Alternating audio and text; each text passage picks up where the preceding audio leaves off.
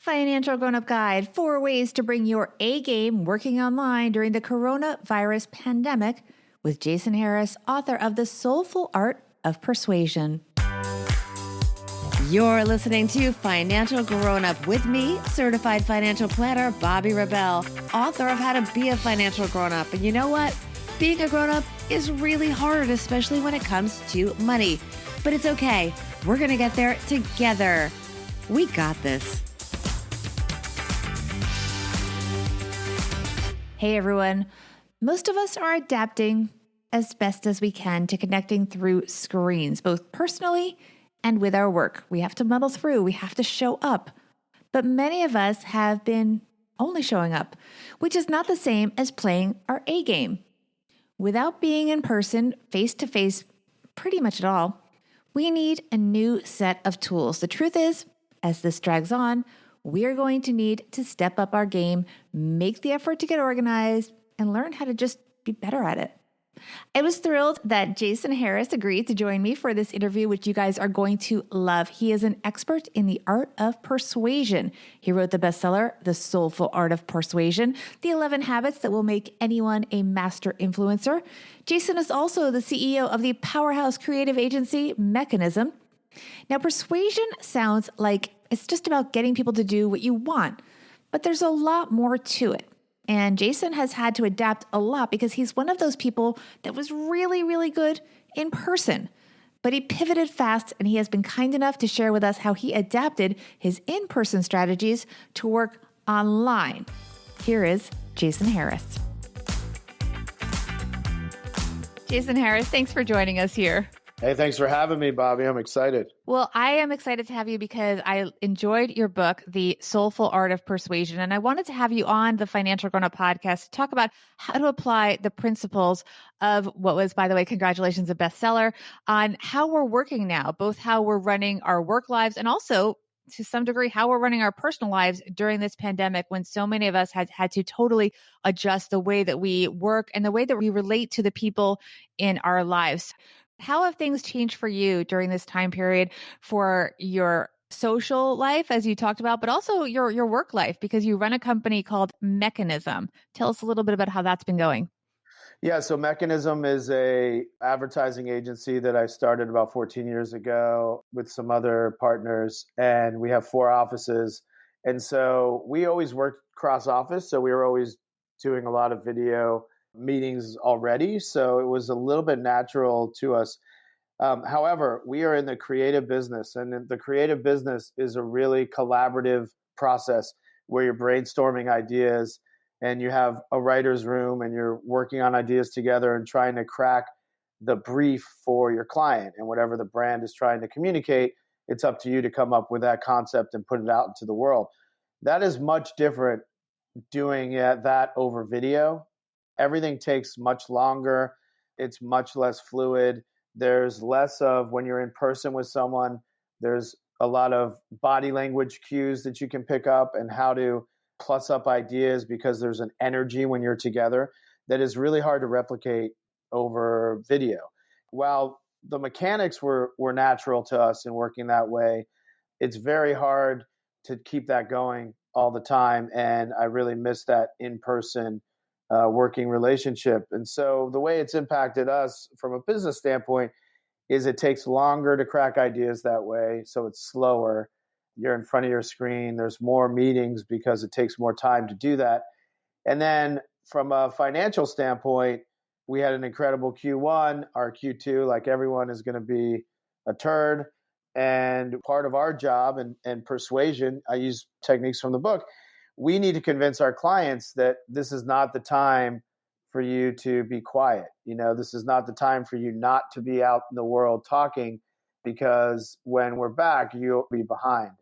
It's a great time to pick up market share and pick up brand thought leadership because other people are quiet. And so you really need to dig into your message and be out there. Let's get into some of your strategies from the Soulful Art of Persuasion and how we can apply them to what so many of us are experiencing right now. Now, you break it down into 4 areas. The first one, you really like to talk about being original. How does that apply to what's going on now? The idea of being original is really about showing some psychic skin, being vulnerable, being yourself, not doing the typical sales beliefs that you typically hear, which is mirror and matching your audience or trying to find common interests to make them like you so that you build a relationship so you can create a transaction.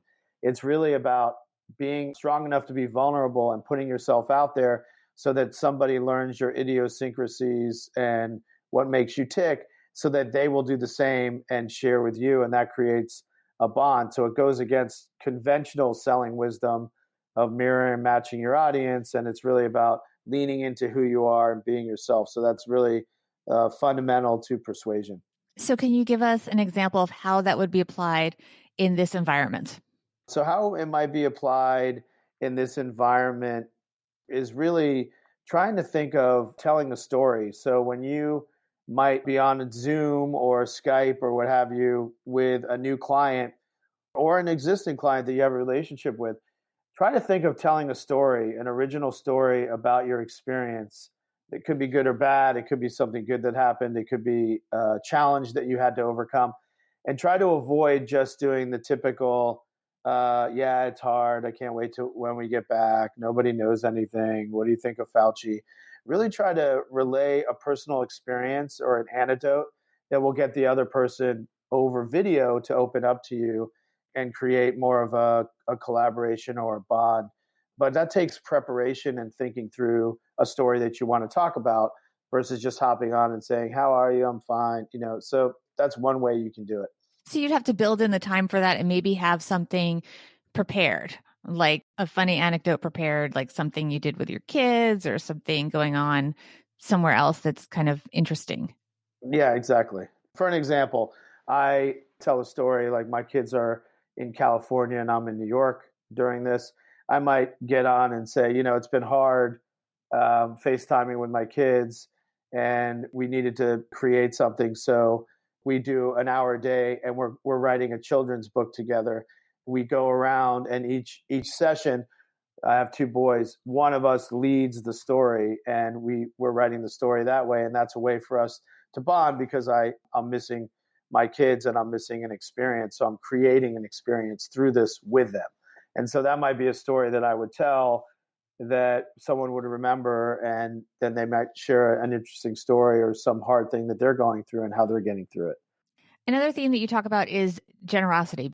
Sure. So the basic principle there is giving something away without expecting anything in return. And that can be advice, it can be stuff, it can be your time, it could be an article that you found. And one way I do this during this time is instead of thinking of broadcasting, you might post something on Instagram or one of your social platforms and broadcasting it out to all of your followers at once with something that you're saying. What I try to do during this time is think about people that I'm trying to connect with. Could be personal, could be professional, could be past clients I'm trying to attract. I think of an interesting article that I found online that I can email or text them directly that would apply to them instead of just putting myself out there to all the followers and not making it a one-to-one connection. So during this time, I'm thinking of one-to-one connections that make people when they might have anxiety or they're at home or they're bored, know that I'm thinking about them. And I do that simply through an email or a text, something that I know is of interest to them. I'll send them a thought, or I'll do a little search on, if my client is in the dating app business, I might find an interesting survey and text it to them, even though we're not necessarily talking about work. And it just says, "Hey, I'm thinking about you." So that's one way I apply. That's to me an act of generosity because you're creating a one-to-one connection. The third principle you talk about is about being empathetic. Yep. How does that apply these days? I mean, it has to do a lot with the way that you communicate, especially in these times when it's a little bit awkward for many people. Not everyone is so comfortable here, and you have to collaborate with people in this new setting that is very unnatural and clunky sometimes. It is clunky. Yes, it is. One thing that you pulled out from the book is this idea of collaboration, and that it's really important to collaborate. And if you want to persuade people, you have to think of interest, not of reason. So you have to think of what makes that person tick, what's behind that person, not logic and facts and data to convince them.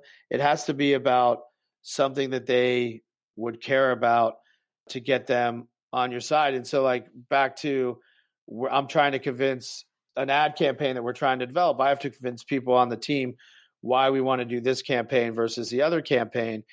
And so I have to think about what elements that they might like, or what a client might like, or what would appeal to the brief that the client sent me, and try to make them feel like they are creating it with us or with me.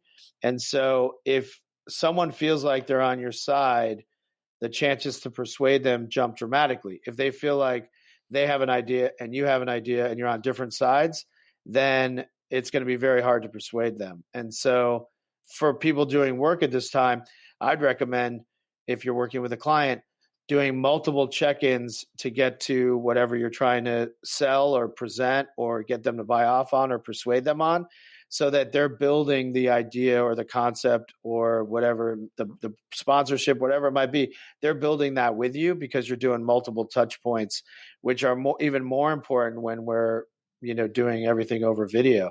And so collaboration is really a critical element to selling. It's challenging because, I mean, you've talked about in your book that it's really important to get in front of a client to, show them, make the trip, travel around the world to see them in person.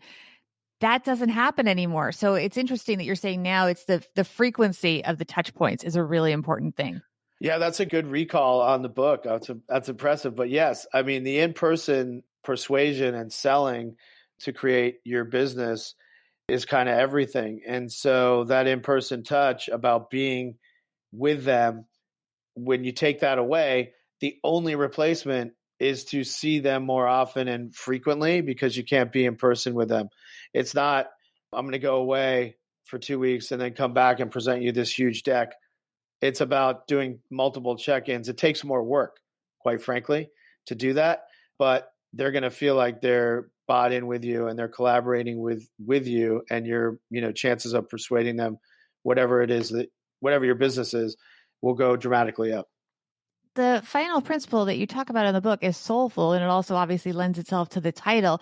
This to me is the hardest thing to communicate and to be successful at, given the tools that we have right now. I mean, how does that translate to the way that we're working now and the way that we're communicating, not just in business, but with friends and family as well? Yeah, that is the hardest thing to do right now. And the final principle of Soulful, the concept behind it is really that whatever skill you have, whatever you're doing, you need to also add a layer of purpose, something that's greater than yourself, where you can become an inspirational person. And so, for me, it's using my advertising powers to do social good campaigns, do pro bono campaigns, because that's inspirational and that's persuasive, and that's doing more than just thinking about profit and being transactional. It's doing something bigger and better for the world. And anyone can really apply that principle in whatever skill that you have. But during this time, you really have to figure out how to do that in a way that, you're working hard, everything's more challenging, but how can you do that in a simple way? So an idea might be that if you're a financial expert, you might find a group that really could use, Bobby, the books that you wrote, and you would donate those books. Or maybe you'll do a reading to an online class about some of the principles in your book, or a story that you might find, and you'll just do that for free, for goodwill, to get people talking. And maybe you name that thing that you're doing to educate students, or to the financially insecure or unstable. Maybe you're helping them with some techniques, or doing some storytelling, and maybe you do that half hour a week, and people can do a live webinar and tune in for free. But whatever your skill is, apply that to do something that's good, and it'll make you feel good, and it'll make you a more persuasive person, because it shows that you truly don't just care about your own business, but you care about the greater world. And that inspiration will make you a more influential person. Thank you so much. You've certainly made me feel much more inspired. I mean, this has been a tough time for so many of us. These are great ways to kind of pivot your ideas into this crazy new world that we are working on. Where can people catch up with you? I know the book is available everywhere online. Certainly, you can download it and read it instantly, which is great. You can also probably buy it through every online channel. Tell us more about getting in touch with you and Mechanism and everything else. Yeah, sure. Great. I appreciate that. The book website, if you want to read more, is thesoulfulart.com.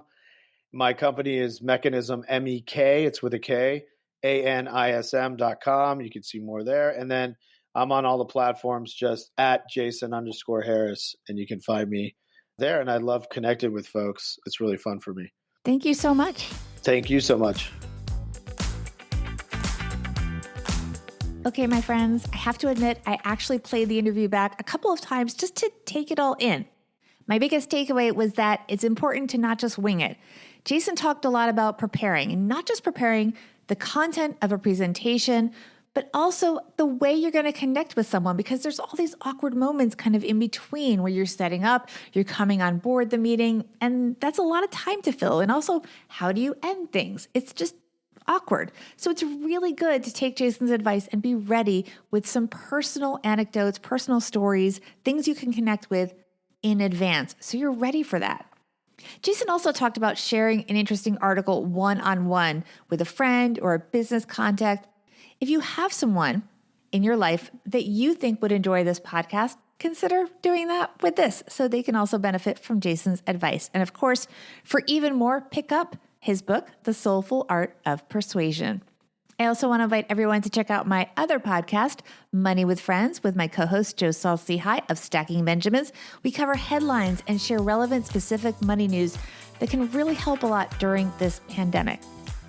Big thanks to Jason Harris, author of The Soulful Art of Persuasion and head of Mekanism, for helping us all be more persuasive financial grown-ups.